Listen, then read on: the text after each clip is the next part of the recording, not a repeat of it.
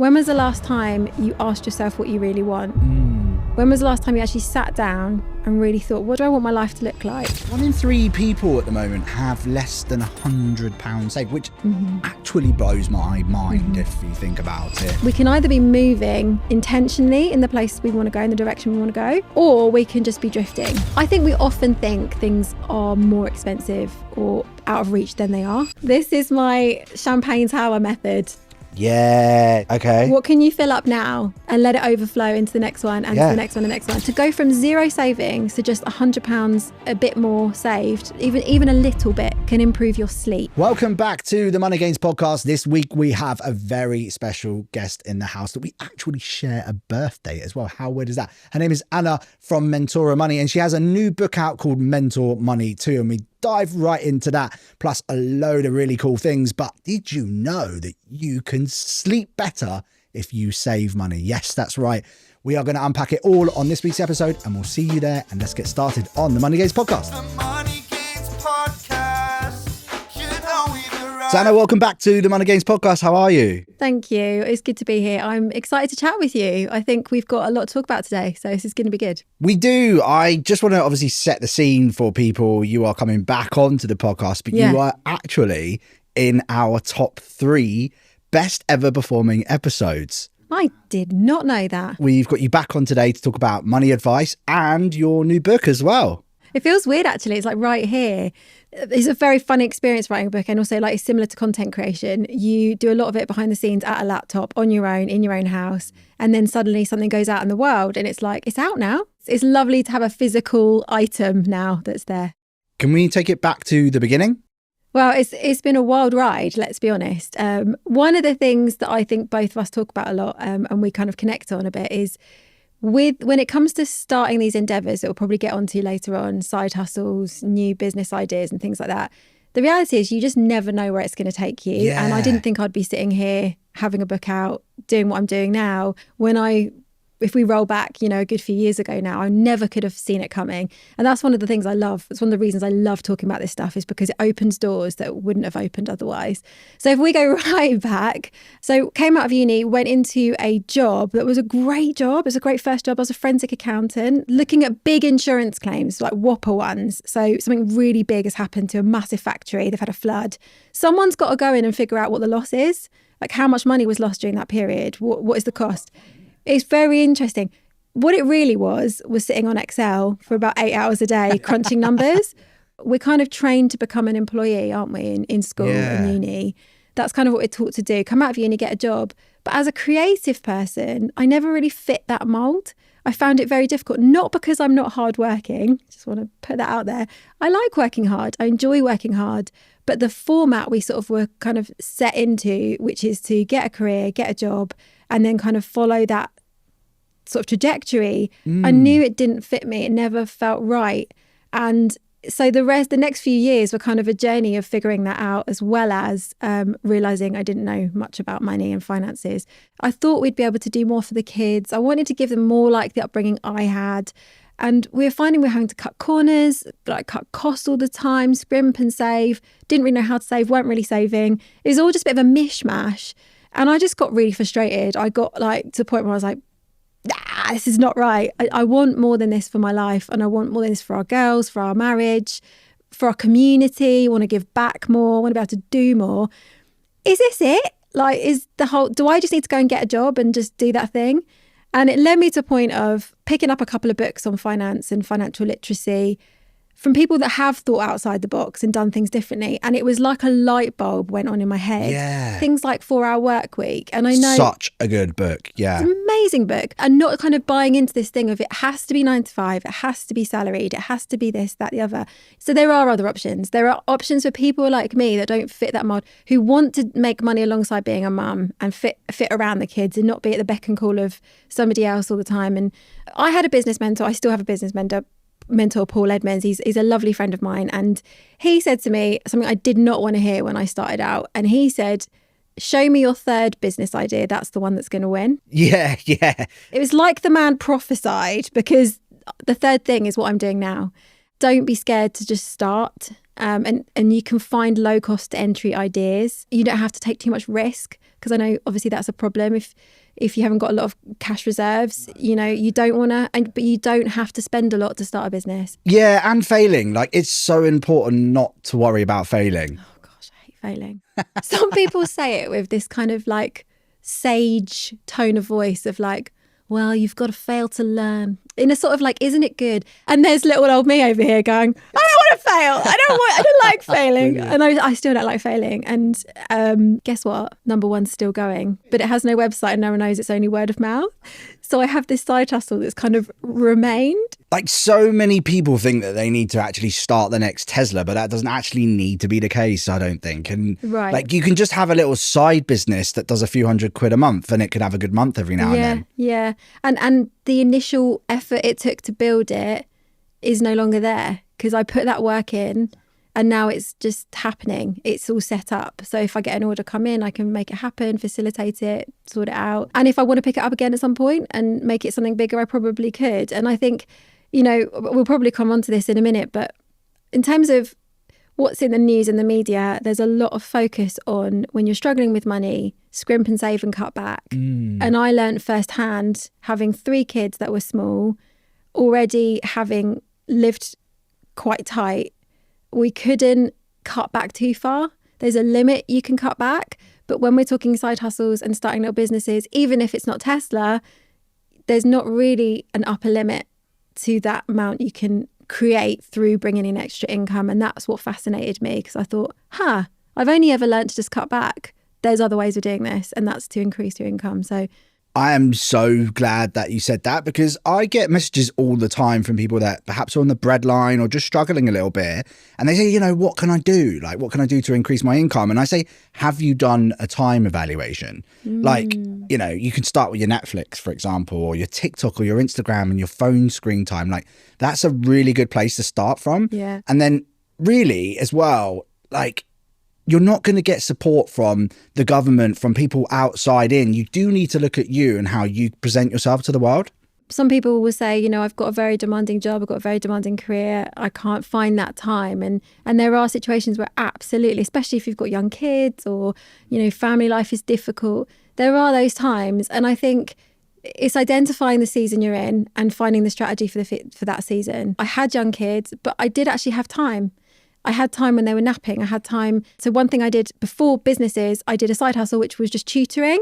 And actually, you put a few hours in and you actually can get paid quite well per hour. Yeah. So service-based side hustle, really good for if you've only got a few hours a week.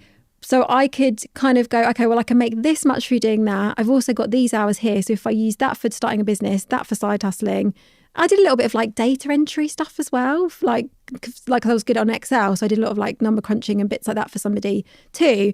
And so you can do these little bits and bobs. But I think it's the right strategy for your season of life. So if you're somebody who's got money, haven't got time, but you're like, I'm not using my money to the best ability, it might not be a side hustle. It might be, well, we'll look into investing, because that's the way you could get growth for investing, but you can also get dividend payouts, and that's not reliant on your time. So there's different strategies for where you're at. I always like to think of it as a buffet. So you're like, these are all the things you can do. Most of them we never got taught about. Have a look, like just have a little look around, see what piques your interest. Like, do you want a bit of that? Do you want a bit of that? Try this. There's not one thing. It's lots and lots of different routes. You talk about planning a lot in your content. Like, a lot of people struggle with planning because they don't know what the end goal is. So how would you approach planning, and what does that mean to you? So I think if you're feeling the pinch right now and you're thinking, oh, I need to sort my finances out. Because I often, when I get members come into our membership and stuff, one of the first questions I ask them is, why now? What was it that made you want to start sorting your finances out? Because there's always a reason. It's not something you want to just do for fun on the weekend unless you're really into finance. That was not me.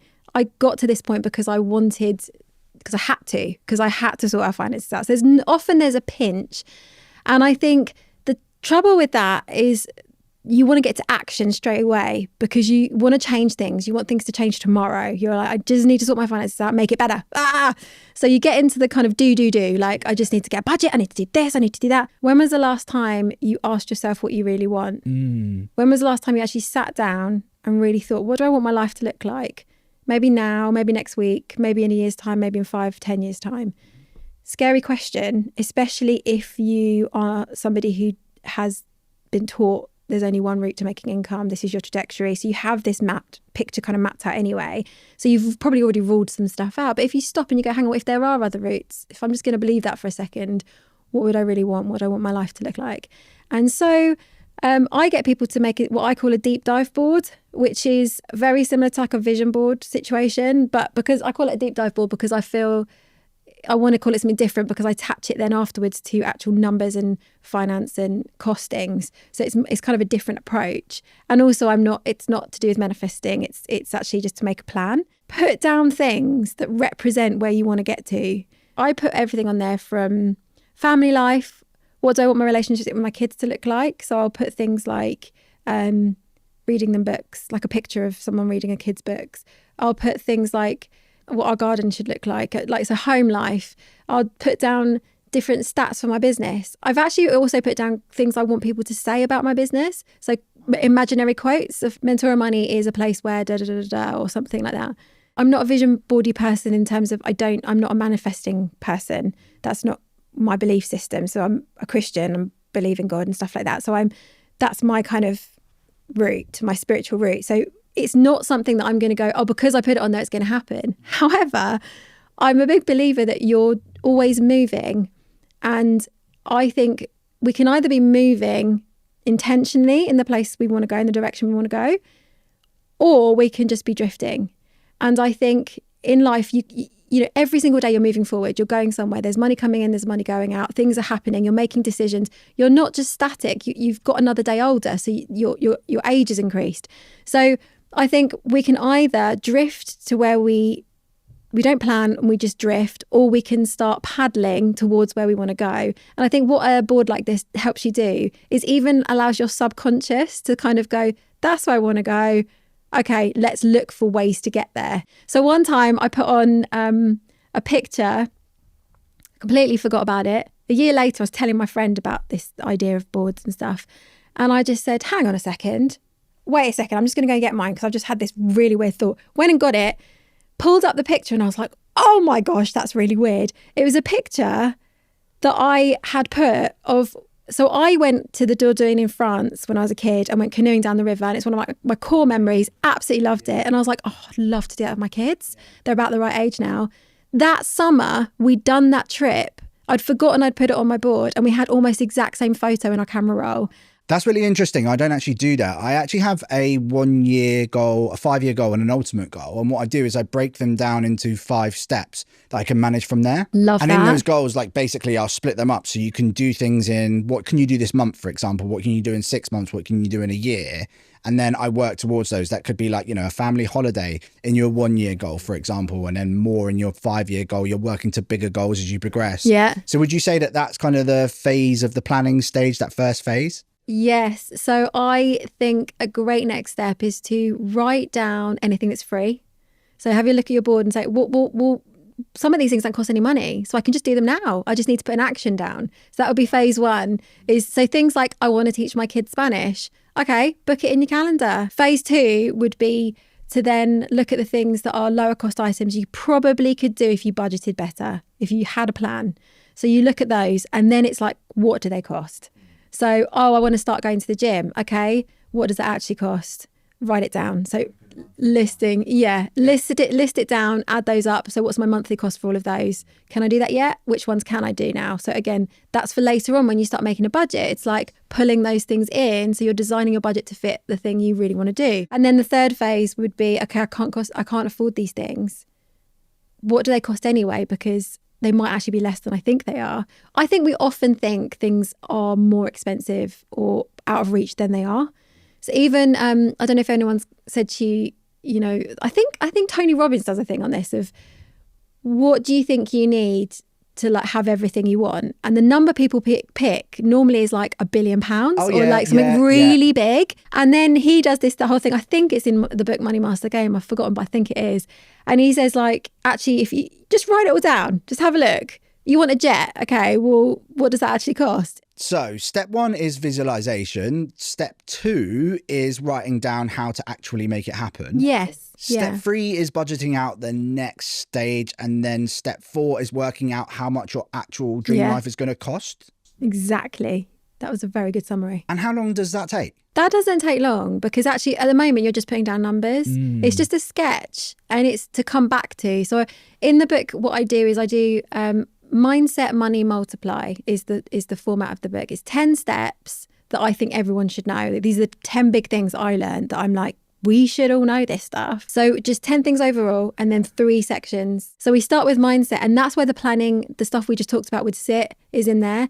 Then what we do is once you've got your numbers, you can pull that into the next section, which is the manage section, which is where you're really getting your finances in order and you're getting things organized month to month. You've got systems in place, you've got automations happening, but you're using the numbers you've just come up with to, again, push you in that direction. Yeah. I'm on track to have over £5.5 million in retirement. And I'm not saying this to brag, guys. I'm saying this because I am an everyday person just like you. So what does that actually mean? Well, it means that it's actually possible for you to build life-changing wealth too, no matter where you're at on your journey, your age, your knowledge, or even your current financial situation. So Sammy, how do I sort that out? Well, I've created something super cool, which literally takes 1 minute of your time. I've left a link in the show notes to a free money personality quiz, which will provide you guys with a free tailored content plan based exactly where you're at on your financial journey. Once you filled it out, you're sent the steps to start getting you results from day 1. And then once you're ready, you can then move up to the next step very easily too. It's not judgy in any way. It's totally free to do. And it's actually really good fun too. Simply head down to the show notes and click the link there where it says to do the quiz and get your free money action plan right now. Now back to the show. Yeah, 1 in 3 people at the moment have less than £100 saved, which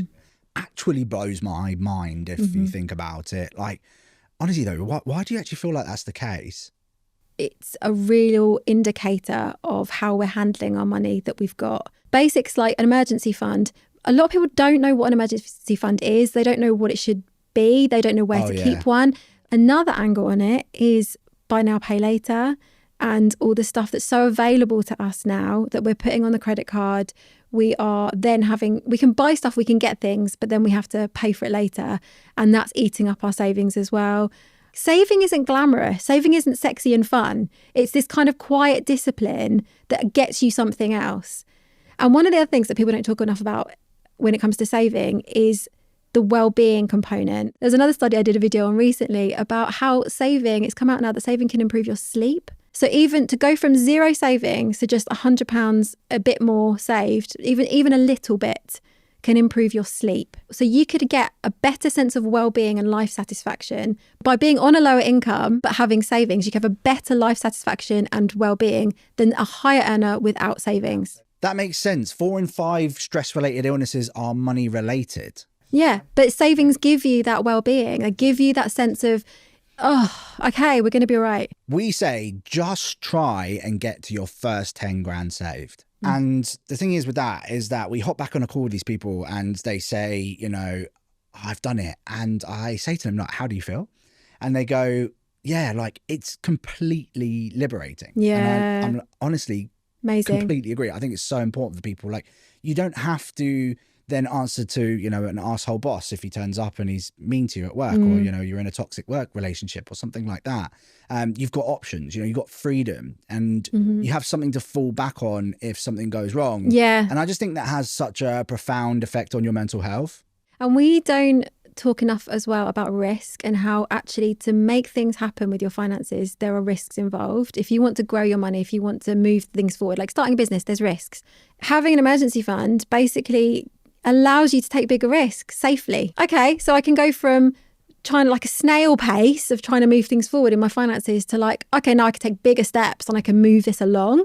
And we definitely experienced that too. When we got our emergency fund done, we were like, oh, we've got options. It's a tough one for me with emergency funds because a lot of people say 6 months and I just have to disagree with that a little bit. Yeah. For me, it's just so much money for a lot of people. And often if you just cut out the coffees and the Ubers and actually got a number that, you know, realistically you could live off, you know, you're not on noodles or anything, you can just live off it, it would make a big difference to you. Like that could be like 1.5k. And if you times that by say 3, and that's 3 months, that's, you know, 4.5 grand. It's a big difference. You know, a lot of people are really familiar with the debt snowball. Yeah. And I was Dave thinking Ramsey. recently, I made a video about this, about you should see it as a saving snowball as well. Oh, cool. So do the same thing, you know, start with £100. If you've not got any savings, start with £100, build your confidence, see how good it feels. Yeah, and get the whole point of the debt set snowball is a psychological thing. It's like pay off the smallest debt, see how you feel, see how good it is, pay off the next biggest debt, see how good it is. And it's the same with saving. Get the £100, snowball into 1,000, and now into, you know, and then you can just like keep going. Then you're like, oh, this is really worth it. But you've got to prove it to yourself and realize how good it is. And then you're like, oh yeah, okay, actually it's legit. This is fine. 100%. I think on that journey people go through that whole, like, they take the step backwards, especially with debt and even with savings. They get to £1,000 and then they blow 300 quid of it. And then because they've blown 300 quid of it, they blow the other 700 because they're like annoyed at themselves. Yeah. But I think with that journey, it's like really important to just remember that you will have steps back, and that's totally all right. Because like until you're like some like saving and investing god, like, which is pretty difficult, and actually takes like flexing that muscle over a period of years. I'm telling you from experience, because I've 100% gone backwards like, multiple times over, and I'm still sitting here today teaching about personal finance. But you know, you gotta just it's okay. It is okay. It's okay. Yeah. It's all right. It's life, man. Yeah. Like, these things happen. Totally agree. Now, I want to just swerve this conversation really.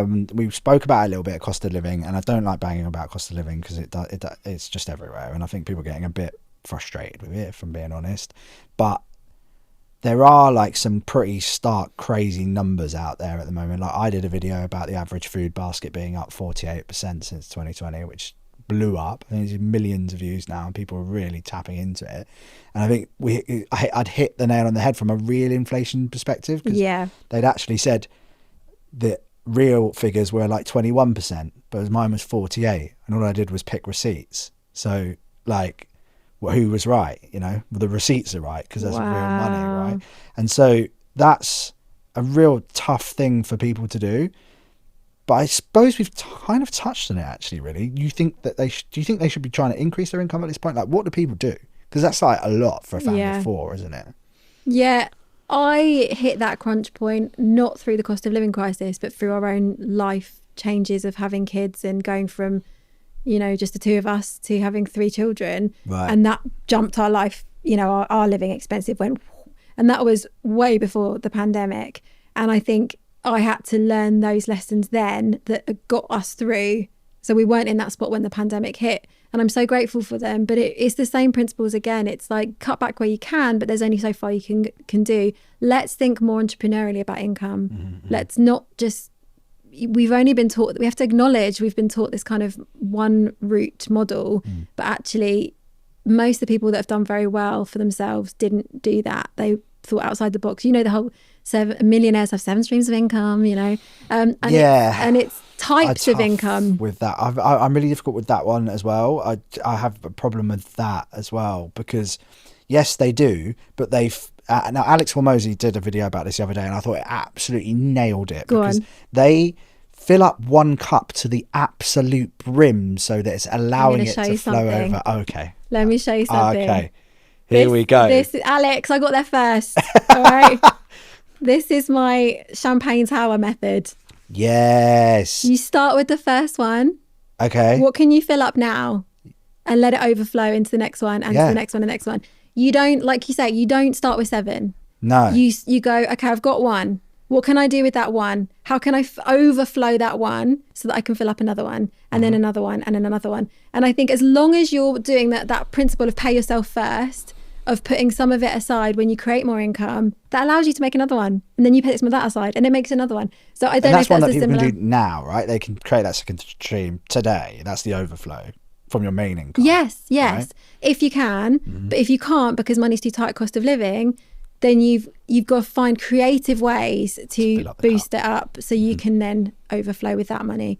So yeah. So what was Alex's thing? He said, so he did like a really cool visual where it was like marbles in the cup, and he was like flowing the cup, and he was like, well, this is 1 cup. Yeah. Now I've split it over 7. Nice. But what happens if I put this amount of marbles in this cup and the cup grows like this? Now I can pick ones out and put it in the other ones. Nice. Because this cup is so full, it actually doesn't have any space anymore. Yeah. I do need to diversify my income. Nice. So he's saying like go in on one. He's basically saying nail the hell out of a business idea. Love it. Yeah. And then when the business is really working and Yeah. there's surplus cash and you really don't know what to do with, Yeah. now buy some property businesses Yeah. with it and do the other things, or do those, or look to invest the money, rather than necessarily like, I need to start a property business, I need to invest, I need to save yeah. here, I need to do Yeah. this, I need 6 side hustles, and like, Yeah. And then you spread too thin. Yeah. And then you do they none all- of them. It's like House of Cards, it all comes down. Yeah.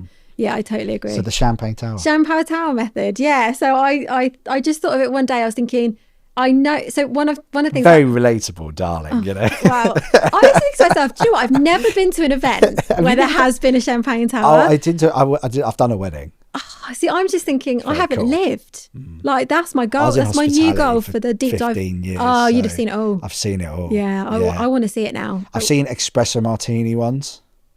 That was cool. And do you just take one when they're all full? Yeah. You just go ahead and go, right, yeah, I'll have a sloppy glass that's been stuff, or, yeah, okay, fine. Yeah, you obviously take the top and write down. You write you down, but it's Yeah. going to still be like, anyway. Let's not get into detail. No. But with writing the book, I had a really good editor, Holly. She's amazing, and she kept doing this thing where she would like just check in and think, I wonder how.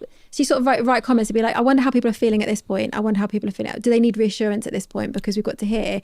And it kind of got in my psyche a little bit. And I thought, that's why I wrote that about the champagne tower, because I was thinking, I wonder at this point, after laying out all these different options of things you could be doing, like property investing, business, are people going to be feeling a bit overwhelmed? And I think, yes, they probably are. So I think coming back to what you're saying and what Alex is saying, I'm saying Alex like I know him, like we're BFFs. Me and my boy, Yeah. Hamasi. Starting with that one, letting that overflow, focusing on it till it overflows, then going to the next one is just such a good thing to do. To just, you can have an idea of where you want to get to, but you don't need to start with like all these different things. And that's like 20, 30 years of doing it. I mean, the average age of a millionaire is like 47 and above. It's like, and it's like people in their 20s and 30s wondering like, why am I rich yet? It's like, you haven't done anything. No. You haven't done anything yet. Yeah. Like, just take the chill pill, man. You'll get there. 20s are rough, man. I don't want to go back there.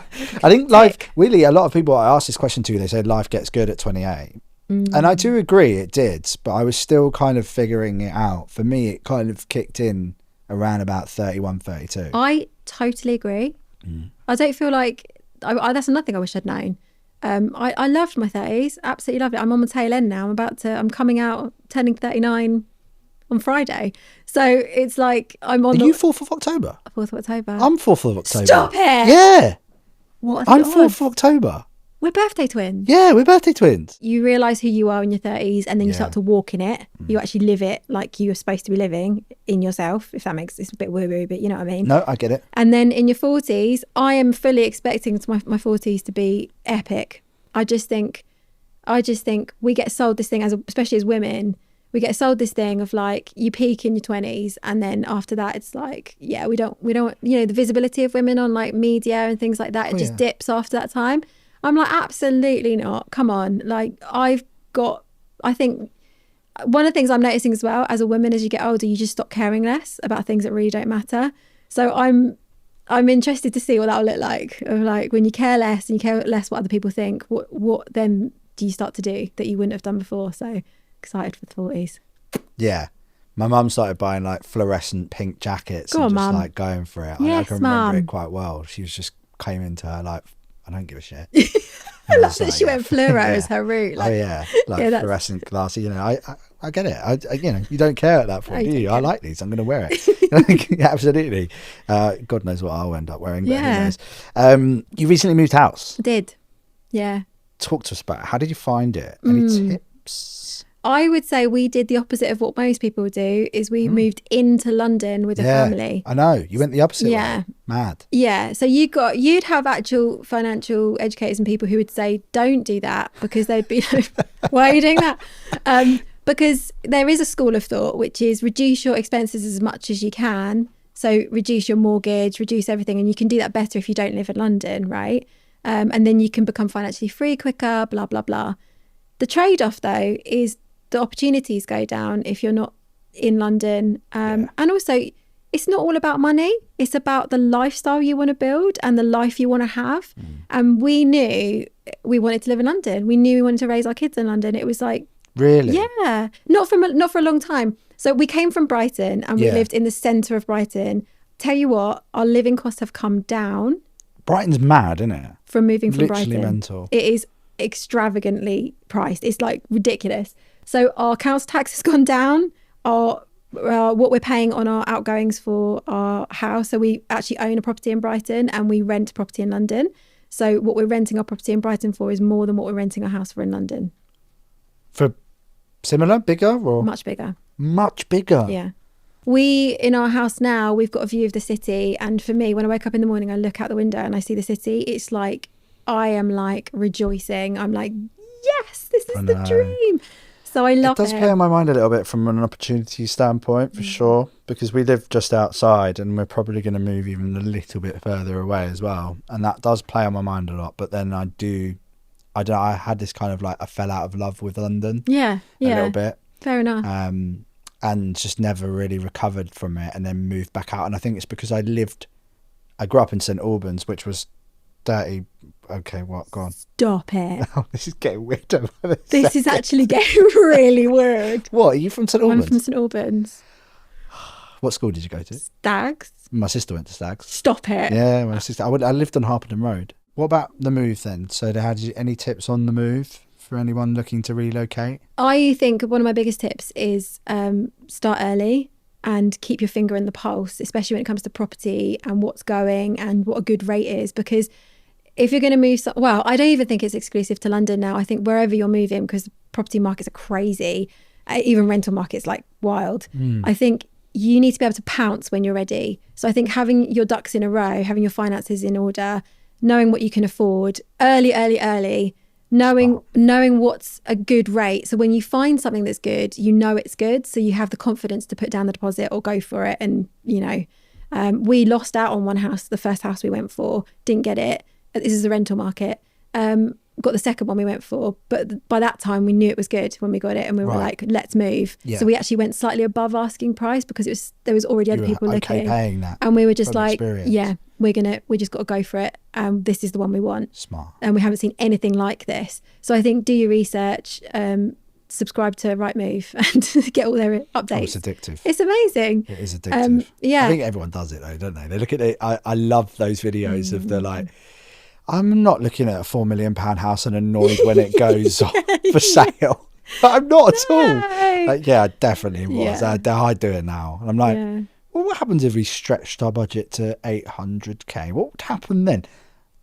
Well, I better find 800 grand. Yeah. Because this is nice. nice. Could we? No, you couldn't. No. Not yet. Yeah, exactly. But it's okay, and I think, I think that would be the main thing. I do the one day. I'm like, yeah, cool. That's what I'm going for. I know in my head I have like on my vision board, but it lives up here. Yeah. I know exactly what the house looks like. Do you? That's cool. And I'm like, if I get there, I know what the back. I know literally like I'm standing in the kitchen. I know exactly how it feels and what it looks like, and looking out into the garden, and it's a massive garden, and then I'm like, great. Yeah.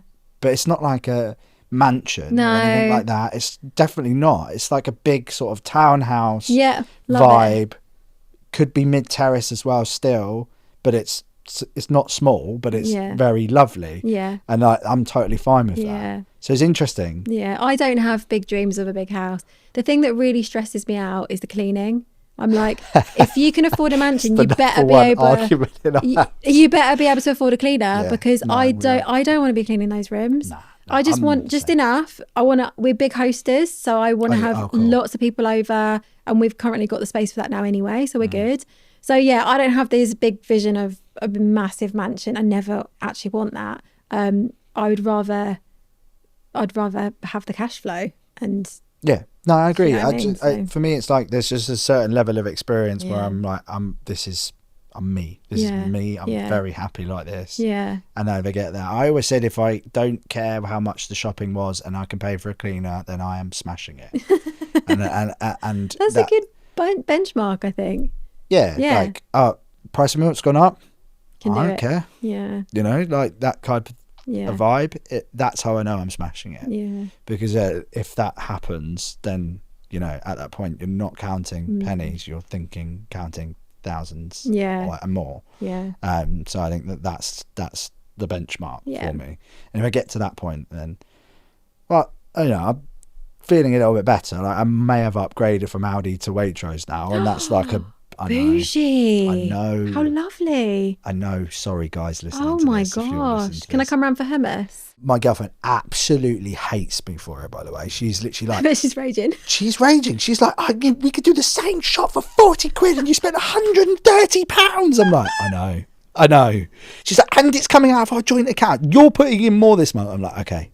Yeah, come on, step up, mate. If you want to, yeah. Actually, it's a good question to No. ask you. Like, what's communication like? You sound like you've got it. Like, as a couple, like, Yeah. do you think communication's massively important when it comes to money? So important. Yeah. I think my biggest tip with couples money and how you talk about it and stuff is you've got to remember that first of all it's an emotional conversation.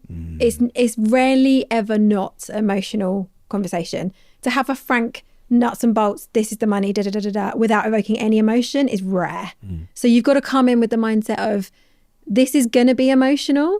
Let's make sure we do it in a time that's calm. We've set aside time. We're feeling good. We're both in a good headspace. We haven't got other stuff going on. The kids are doing something else, you know. So I think we've made mistakes. We've had like times that were more difficult, missing each other, just not getting it. But I think Different stages. And I think we're at a place now where we've got the tools for the communication right. And so when one of us brings something up, there's kind of an understanding of how that's going to go. And it's in a good spot now. We're not perfect by any means, but I think learning to come at it with a lot of grace for each other. Don't be hard on each other. And try and understand how the other person's feeling when you suggest something. I think coming from that place is a really good thing to do. Yeah. Let's talk about the book. All right. Let's do it. Now, honestly, I want to know from you, because I think you explain things so eloquently, like why? Why? Yeah, why? Like, Yeah, why? Like, because there's so many personal finance books out there. There's so many. There's not many British ones, and I'm loving seeing the trend. Yeah. Because it's great. Because, you know, otherwise it would have been Rich Dad Poor Dad and, you know, Psychology of Money, which are great books, but they speak in dollars and they speak in, Yes. you know, Yeah. federal and all of this, and it's like, well, no, hang on, we're very British. Yeah. We need cups of tea and crumpets. Like, what drove you to write this book, and what is the goal that someone gets from reading it? So I got approached just over 2 years ago to write the book. I wasn't planning to write a book. I was very happy making short form video, putting out these things that I thought were helping people and connecting with people. And I didn't have in mind that I would do that. However, at the same time, I was putting together because I felt like I could offer more than just a short, quick video. I was putting together a sort of step-by-step training. So I already had training in place that I was testing out and it was working and people were seeing results with it and it was going well. So I thought, okay, I already got that. That's cool. And then I got approached to write the book. And the funny thing was the editor who approached me sort of said, they were seeing something that I hadn't yet seen, which was so lovely. Because, you know, with putting out content, you don't know, like you're just hoping for the best. You're kind of, I think this is okay, but you don't actually know if it's resonating. And you often get more negative comments than you do, you know, feedback of what is working. Yeah. So to have I someone, take that as a good thing, though. Sometimes. Yeah, because at least they're paying attention. She sort of said to me, like, we think you've got a message here that needs to go wider. And I was just like, what? Like, wow, thank you. But that's just amazing to hear, because it's, I want to talk about this stuff, but to hear that believe it. But to hear that it's resonating, that was great. So I instantly knew what I would do it about, because I was like, I already had put the step-by-step together for people I've already been working with. What I wanted to give somebody was a good read. So I didn't want to do facts and sort of like the Wikipedia or the kind of encyclopedia of money. I didn't want to do that. I wanted it to be a good read you could sit by the pool and read. But I also wanted to take someone by the hand, and that's why we've kind of called it Money Mentor. It's like, just follow these steps in this order, and you can go quite quickly from being absolutely overwhelmed in your finances and stressed to feeling way more confident and feeling really in control. And if you put it into practice, really getting things changing quite quickly, you can go from very stuck to this is really changing quite fast. Right. So I wanted to take people on that journey step by step by hand, without the jargon, without the guff, just through a lot of storytelling and good vibes, taking people on that journey. And I have this thing at the beginning called a grow score, and at the end a grow score, so that you can actually see, did it work? A grow score. So grow score. I talk a lot in the book about growth and about how you need to create financial growth, because inflation, the cost of bread now is going to be more in the future. Yeah. So if our money's not growing in any way, it's going to get really difficult later on down the road. So we need to think about growth. So I did a growth score at the beginning. So you score where you're at right now with money, just a snapshot, 20 questions, go, and it's digital and online and stuff. And then you do it at the end, and you can see, oh, nice, just by reading the book, transformation. Has this actually moved the dial for you? Cool. The people who've done that growth score in other ways have found it has, and that's really encouraging. But that's the idea, is so to take actionable. take somebody and kind of speak the language of somebody who doesn't find finance interesting. Yeah. Because let's be honest. Because we do, but they don't. Yeah, but do you know what? I don't. Oh, really? Like, I don't naturally find sitting through. I'm a very creative person, and I'm a fun-loving person. You're more, that strike me as like you want to help them, and this is the biggest impact that you can make with it. Kind of. We all have to use money, whether we like finance or not. And I think the crunch point, I'm good at numbers, I'm good at maths, but the crunch point for me was like, we get taught finance by people who are interested in finance a lot of the time. They speak to each other in the way they talk, because a lot of it is about... So I try and separate myself from it a little bit. And now you've got like people that we know in our community of financial creators.